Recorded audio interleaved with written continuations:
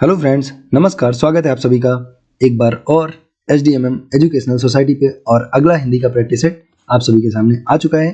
फटाफट के अंदाज से उसी अपने स्टाइल में ज़्यादा से ज़्यादा 15 मिनट के अंदर इसको खत्म करना है, इसका पूरा निपटारा कर देना है और बेहतरीन तरीके से करना है ना। और अगर इसकी PDF आपको चाहिए तो once again I would like to tell you @SDMM 900 इस पर आप ज्वाइन हो लीजिए टेलीग्राम पे। आपको टनाटन यहाँ से सारी PDF मिल जाया करेंगी। चलिए करते हैं स्टार्ट बिना टाइम गवाए, क्योंकि वक्त बहुत कीमती है और एकदम ताबड़तोड़ पढ़ना है, खूब मेहनत करनी है ना।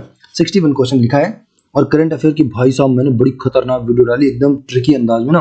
पढ़ोगे कहोगे वाह सर जी मजा आ गई भाई साहब। अब बस देख लेना, इतने कम समय में मैंने 20 क्वेश्चन आपको पढ़ाए ना और सारे बस आपको तुरंत याद हो जाएंगे। एक बार देखो तो सही, मजा ना आए पैसा वापस ना। आइए कौन 61 नंबर क्वेश्चन लिखा है।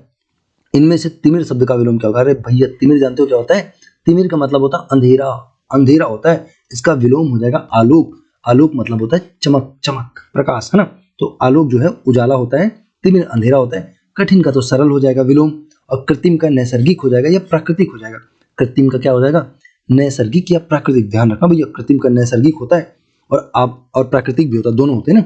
और अगर बात करें आभास की, तो आभास का मतलब होता है एक तरह का कह सकते हो कि मुझे ऐसा कुछ आभास हो रहा है, मतलब श्योर कम होते हैं, तो इसका एक निश्चितता के सेंस में कुछ हो जाएगा, देख लेना। आभास की बात करें तो पूछा नहीं जाएगा, इंपॉर्टेंट नहीं है ना।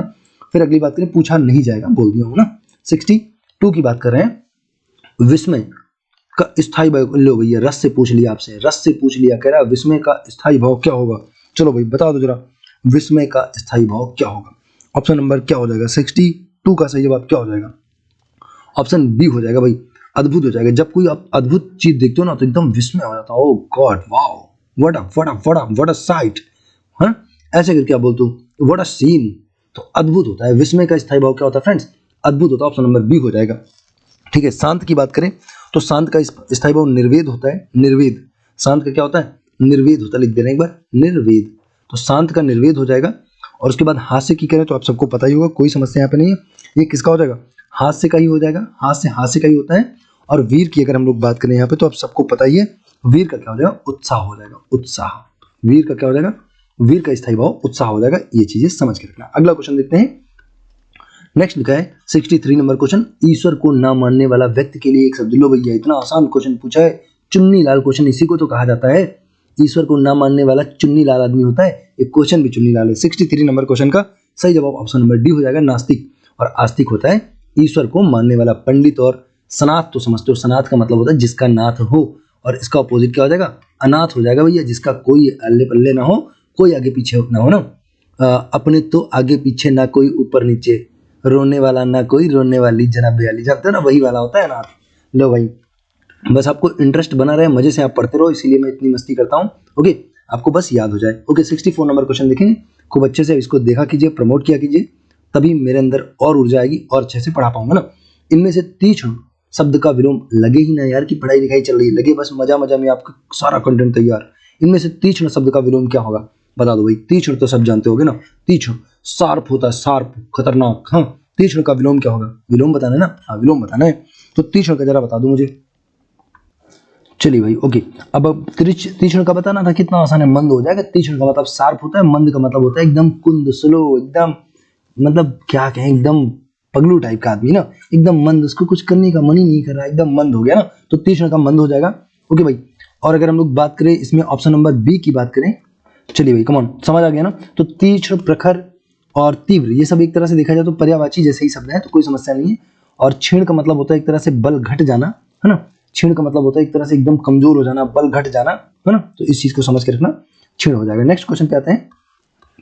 ओके जी, 65 नंबर क्वेश्चन पढ़ेंगे और करेंगे इसका सही जवाब क्या हो जाएगा। 65 नंबर क्वेश्चन, अगला क्वेश्चन 65 है। कह रहा है कि इनमें से कौन सा वाक्य शुद्ध है, ये बताना भाई। शुद्ध वाक्य पहचानना है। क्या दीवार बहुत ऊंची है? क्वेश्चन मार्क लगा है। क्या दीवार बहुत ऊंची है?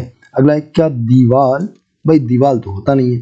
क्या, लो अब यहाँ पे दीवार लिखा है, दीवार, आपका दीवार लिखा है ना, और यहाँ पे लिखा दीवार, यहाँ पे दीवार लिखा छोटा है, यहाँ पे दीवार।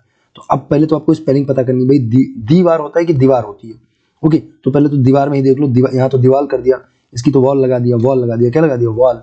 दीवार में वॉल लगा दिया, गड़बड़ हो गई। हाँ, अगला क्या? दी वॉल, क्या दी वॉल? तो अब बता दो भाई 65। अगर आपको दीवार की स्पेलिंग नहीं पता है तो फिर भैया टाटा बाय बाय हो गया, फिर तो क्वेश्चन गया काम से।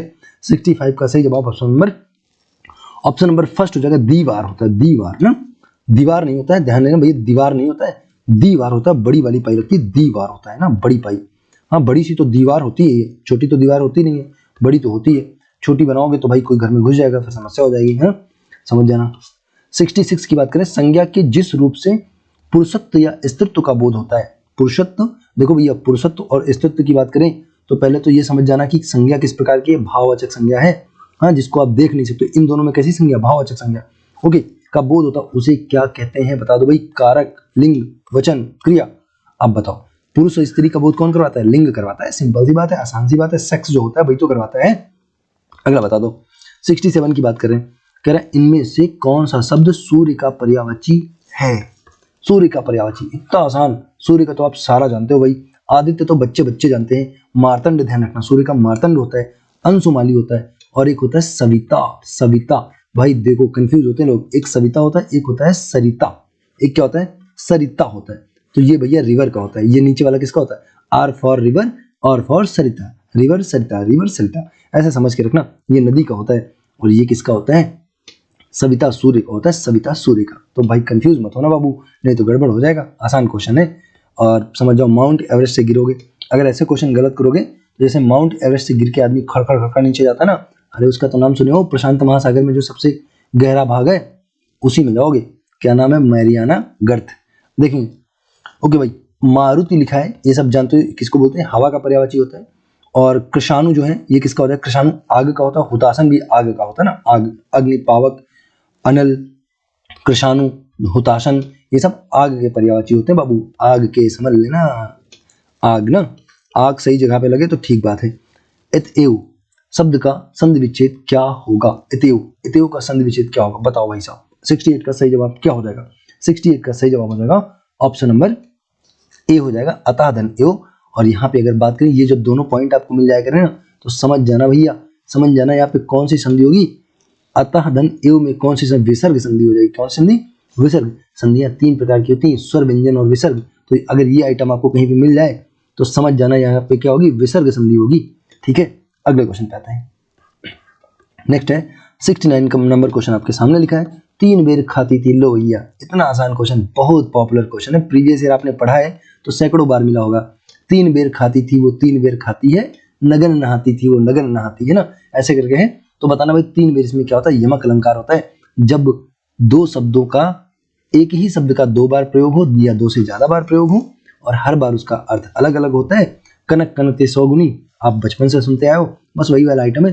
3 बेर मतलब 3 टाइम की बात कर रहा है, और 3 बेर खाती थी, 3 बेर खाती थी, तो 3 टाइम खाती थी, और बेर का मतलब है वही वाली बेर जो आप तोड़ के लाते थे बगल वाले घर से, वो गाली देता था, याद है ना।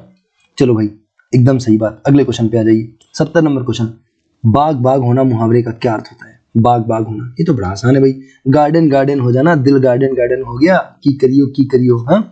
चलो बताओ 70 नंबर क्वेश्चन का, मेहनत करना, अति प्रसन्न होना, असंभावित कार्य करना, या मधुर वचन बोलना। मधुर वचन बोले हनुमाना। बताओ भाई बाग बाग होना का क्या मतलब होता है 70 नंबर क्वेश्चन का, सबको तो पता है, ऑप्शन नंबर सी हो जाएगा, इसमें क्या यार कहने के लिए, ऑप्शन नंबर सी हो जाएगा, बाग बाग होना, गार्डन गार्डन गार्डन होना मतलब बहुत खुश हो जाना। 70 का सही जवाब हो जाएगा ना बिल्कुल सॉरी। चलिए भाई ओके, अगले क्वेश्चन पे आते हैं। चलिए कम ऑन, 71 नंबर क्वेश्चन आपके सामने लिखा है, मूर्धन्य, अल्प प्राण, अघोष, व्यंजन वर्ण का उदाहरण कौन सा। भाई साहब एक ही साथ सारा ज्ञान आपका देखना चाहता है, मूर्धन्य भी हो, अल्प प्राण भी हो, अघोष भी हो और व्यंजन है, तो आपको बताना है कि भाई ऐसा कौन सा व्यंजन है जिसके अंदर ये सारे गुण है, मूर्धन्य भी हो, अल्प प्राण हो और अघोष हो। इस पर मैं एक वीडियो बनाऊंगा, लगभग 10 मिनट की वीडियो, जबरदस्त ट्रिक की, जोरदार झन्नाटेदार ट्रिक जिसको बोलते हैं ना, आपको यहाँ से बनने वाली सारी चीजें चुटकियों पे याद हो जाएंगी। अभी तो इसका आंसर मैं आपको फिलहाल बता दे रहा हूँ। 71 का जो सही जवाब है ऑप्शन नंबर सी हो जाएगा। ये भैया मूर्धन्य होते हैं, टाठा डाडा अड़ा जो ला, ये वाली लाइन होती है, पूरे मूर्धन्य होते हैं, अल्प प्राण और अघोष होते हैं। मैं इसकी जल्दी एक बेहतरीन ट्रिक डाल दूंगा ताकि आपको यहाँ से एक भी क्वेश्चन कंफ्यूजन वाला ना रहे। अगले क्वेश्चन पे आते हैं, चलिए नेक्स्ट 72 नंबर क्वेश्चन लिखा, सॉरी 72 नंबर क्वेश्चन पढ़ेंगे। 72, गुरु जी योग सिखाएंगे, अब बताओ, गुरु जी योग सिखाएंगे, आपको बताना है इस वाक्य में क्रिया किस काल का बोध करा रही है। टेंस बताना बाबू, टेंस। टेंस तो बचपन से पढ़े हो ना, टेंस। तो बता दो भाई कौन सा टेंस है, कौन सा काल है, ये बताना है। टेंशन नहीं लेना है, टेंस बताना है, काल बताना है। बता दो कौन सा है। अपूर्ण वर्तमान, सामान्य वर्तमान, सामान्य भविष्यत या सामान्य भूत। सिखाएंगे तो सिंपल सी बात है भाई, फ्यूचर की बात हो रही तो सिंपल सी बात सामान्य भविष्य काल हो जाएगा, कोई समस्या यहाँ पे नहीं है ना। ओके, सामान्य भविष्य हो जाएगा, कोई समस्या यहाँ पे नहीं। भूत की बात करें, देखो फ्रेंड्स, भूत में 6 होते हैं और वर्तमान में अगर बात करें, वर्तमान में कितने हो जाएंगे, तो वर्तमान देखो, वर्तमान में आपके हो जाएंगे 5, है ना। और जो भविष्य में कितने हो जाएंगे, और बात करें भविष्य के तो कितने हो जाएंगे, 4 हो जाएंगे। देख लेना भाई, भूत के 6, वर्तमान के 5 और भविष्य के कितने, 4 होते हैं, पार्ट होते हैं ना। और इंग्लिश वाला तो बड़ा आसान होता है, सब में बस वही indefinite continuous, perfect, perfect continuous, सबके 4-4 पार्ट होते हैं वहां पे, है ना। चलिए बताइए 73 नंबर क्वेश्चन का सही जवाब है, इनमें से पुल्लिंग शब्द बताना। पुल्लिंग मतलब पुरुष जाति का बोध करवा दे। दौलत ज्यादा हो जाती है, कम हो जाती है, निधि घटती है, बढ़ती है, कोष बढ़ता है, रकम घटती बढ़ती है। भाई बता दो जरा, 73 का सही जवाब क्या हो जाएगा। इसका ऑप्शन नंबर आपका सी हो जाएगा। कोष घटता है, कोष बढ़ता है, रकम तो बढ़ती घटती है। अगला क्वेश्चन नेक्स्ट है 74, धुआं सा मुंह होना। अब बताओ, इसको तो जान जाओगे, धक्का देना, शब्द उत्पन्न करना, लज्जित होना, नष्ट करना। तो ऑब्वियसली ऑप्शन नंबर बी हो जाएगा, धुआं मतलब लज्जित होना। नेक्स्ट क्वेश्चन अगला देखेंगे 75। अब बताओ भाई, हेत प्रीति से जो मिले, हेत प्रीति से जो मिले, तासो मिलिए धाय, यह उक्त किस संत की। अब भाई ये क्वेश्चन अच्छे होते हैं, ये क्वेश्चन स्टैंडर्ड क्वेश्चन कहलाते हैं, दमदार क्वेश्चन कहलाते हैं ना। अब बताना, हेत प्रीति से जो मिले, तासो मिलिए धाय। 75 बढ़िया क्वेश्चन, मजा आ गई, ऐसे क्वेश्चन पढ़ के मन को सुकून मिलता है, ये क्वेश्चन है ना। 75 का जो सही जवाब हो जाएगा ऑप्शन नंबर आपका डी हो जाएगा friends. Option D Kabirdas ji की हो जाएगी। कहते हैं हेत प्रीत से जो मिले, तास से मिलिए ध्यान। जो बढ़िया प्रेम से मिले उससे मिलो बढ़िया प्रेम से, हाँ। और जहां पे इज्जत ना हो, जो आपसे मिलना नहीं चाहता है, उसकी तरफ तो भैया देखो भी ना। अगला बताओ, और निंदा करने वालों को भी पास रखो। कबीरदास जी कहते हैं निंदक नियरे राखिए, आंगन कुटी छवाए, बिन पानी साबुन बिना निर्मल करे सुभाए। अगला क्वेश्चन देखेंगे 76, मुझे छोटी बच्ची के लिए कुछ नए कपड़े खरीदने हैं। बता दो भाई, वाक्य में कौन सा करता है, करता बताना है, कौन सा शब्द करता है, काम करने वाला कौन है, बताओ करता क्या है। कपड़े, छोटी बच्ची, कुछ नए, मुझे। इंटरेस्टिंग है, बताएंगे। 76 का सही जवाब क्या हो जाएगा, तो 76 का ऑप्शन नंबर डी हो जाएगा। करता तो मैं ही तो करने वाला हूं काम, मैं ही तो कपड़े खरीदने वाला हूं, क्या आप लेके आओगे। लो भाई कह दो हाँ लेके आएंगे, आपके बच्चे होंगे तो आप भी लाओगे, मेरे तो है नहीं। खैर अगला देखिए 77 की बात करें। 77, इनमें से विवरण चिन्ह कौन सा है। विवरण चिन्ह बता दो भाई। ये वाला तो क्वेश्चन मार्क होता है, ये वाला है क्या, ये वाला तो पूर्ण विराम होता है। ओके, ये प्रश्नवाचक होता है, ये पूर्ण विराम होता है, और ये क्या होता है, एक्सक्लामेशन होता है। एक्सक्लामेशन, हाँ, विस्मयादि सूचक होता है, विस्मयादि एक्सक्लामेशन मार्क होता है। तो इसका मतलब विवरण तो यही वाला है। और आप लोग कैसे लगाते हो, ऐसे लगा देते हो, उसके बाद मैंने ये काम किया, वो काम, ऐसे मत करना, गड़बड़ हो जाएगी। पहले 2 पॉइंट, उसके बाद ये वाली ऐसे लगाना, ठीक। 78 बताओ, अलंकार शब्द में कौन सा उपसर्ग है। लो, अलंकार में उपसर्ग पूछ दिया, तो इसमें क्या हो जाएगा, अलम हो जाएगा, अलम धन कार। ऑप्शन नंबर ए हो जाएगा। बहुत आसान क्वेश्चन है। 78 बताओ तो भैया, अलम हो जाएगा क्या, अलंकार का क्या हो, अलम शब्द में कौन सा उपसर्ग है, देख लो सही है क्या 78। तो देख लो भैया, इसका जो है ना बुक में आंसर भी गलत दिया, ऑप्शन नंबर बी दे रहा है, लेकिन कंफ्यूज होने की कोई जरूरत नहीं, ऑप्शन नंबर ए ही बिल्कुल सही होगा, कोई दिक्कत नहीं। देख लो इस तरह बुक में यही समस्या होती है ना, जो नए बच्चे पढ़ रहे होते हैं वो अब गलतियों को कैसे पहचानेंगे। बुक वालों को थोड़ा आंख खोल के काम करना चाहिए ना।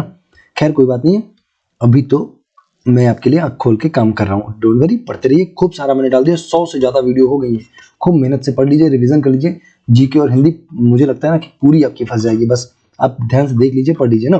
बताइए वुहान किस देश में है, वुहान, आपको बताना वुहान किस देश में है, इसको बताना किस प्रकार का वाक्य है, संकेतवाचक, प्रश्नवाचक, निषेधवाचक या विधानवाचक। बताएंगे क्या हो जाएगा। 79 का सही जवाब क्या होगा, तो 79 का जो सही जवाब होगा ऑब्वियसली इसका प्रश्नवाचक होगा। किस देश में पूछ रहा है तो प्रश्न लगा है। 80 नंबर क्वेश्चन है, मिलन के पल केवल 2-4, विरह के कल्प अपार। भाई साहब ट्रेजेडी आ गई, आखिरी क्वेश्चन में तो ट्रेजेडी आ गई, दुख आ गया। मिलन के पल केवल 2-4 ना, जीने के हैं 4 दिन, बाकी सब टन टन टन, हाँ बाकी सब बेकार दिन। बताओ भाई, तो बताना मिलन के पल केवल 2-4, विरह के कल्प अपार। आप बता दो भाई इसमें क्या है, अच्छा बताना। और गजब भाई साहब, किसकी है ये कृति आपको बताना, मतलब कृति नहीं सॉरी, ये लाइनें किसकी हैं। अब गजब, यही दोनों दो क्वेश्चन मजा आ गई देख के। 80 नंबर क्वेश्चन का सही जवाब क्या होगा? सूर्यकांत त्रिपाठी निराला, सुमित्रानंद पंत, महादेवी वर्मा या जयशंकर प्रसाद, बताएंगे। 80 नंबर क्वेश्चन का सही जवाब, तो इसका जो सही जवाब है वो हो जाएगा option number B, Sumitranandan Pant हो जाएंगे सही जवाब। ओके, रुकिए रुकिए रुकिए, अभी एक चीज तो सुन लेना भैया, सुन जाना मत, रुक जाओ, बड़ी इंपॉर्टेंट बात बताने जा रहा हूँ, यही पूछेगा प्रश्न में, भागना मत। पूछेगा बताओ सुमित्रानंदन पंत की सबसे पहली रचना कौन सी है, बोलेंगे वीणा हो जाएगी, वीणा। पहली रचना पूछेगा वीणा। आपसे पूछेगा सुमित्रानंदन पंत जो है किस मतलब युग के हैं, तो आप बोलना छायावादी हैं सुमित्रानंदन पंत। जो आपके सुमित्र होते हैं, जो अच्छे दोस्त होते हैं, वो आपके साथ छाया की तरह रहते हैं, तो सुमित्रानंदन पंत छायावादी हैं। और रुको भी, ठहरो, 1968 में आपसे पूछेगा इनकी कौन सी रचना के लिए, सुमित्रानंदन पंत जी को इनकी कौन सी रचना के लिए ज्ञानपीठ पुरस्कार 1968, 2 कम 70 यार, 68 का मतलब नहीं जानते हो क्या, 70 में 2 कम है ना, तो इसमें सुमित्रानंदन पंत को मिला था ज्ञानपीठ। पूछेगा कौन सी रचना है, तो चिदम्बरा है, चिदम्बरा। सुमित्रानंदन पंत की कौन सी रचना, चिदम्बरा। ये सारी बातें ध्यान रखना, एक बार रिवीजन कर लेना, मस्त रहिए, बिंदास रहिए। Okay tata bye bye. Okay, अपना ध्यान रखिए, पढ़ते रहिए, मुस्कुराते रहिए। Thank you.